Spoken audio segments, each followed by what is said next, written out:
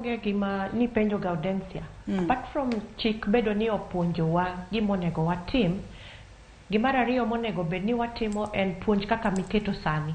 Ang'e ni nitie mine mathoth, kech ang'iyo kata analysis e messages moorgo, aneno ka joma chuo kende mowuoyo.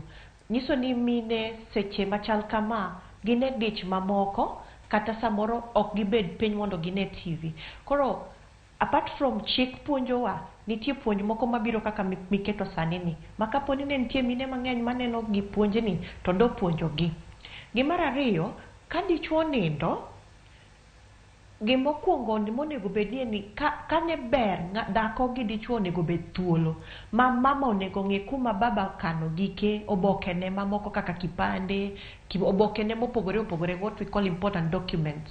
Nikech mago gin mag spouse.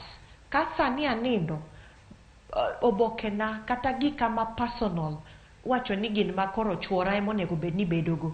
Koro kapo ni nitie openness, gima wacho ni openness ni mama ong'e kuma dichuo kano gike, baba ong'e kuma dichuo kano gike, mano nyalo konyo mama mokuongo, nikech obro bedo gi kipande mar dichuo, obro nyalo process what we call death certificate, nikech ne en gi kipande mar dichuo.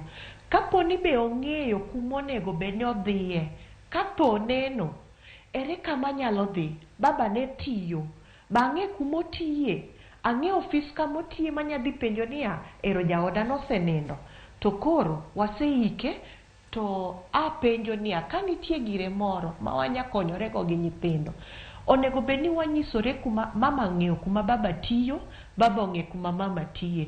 Ok ni mama odak dala throughout e ngimane te, pok odhi e boma kuma baba tiyo, makata kapo ni tho oneno, ok onya dok e boma kuma baba ne tiye mondo lu mwandu ne. Koro gimokuongo monego wang'i bed en onego bed ni wanyiso jowa mwadak go gikwa, kata obokewa, kata very important document, ni kat ka onge tinya yudo ma gi ma, atiyo kama kama, an gi mwandu ma gi ma. Koro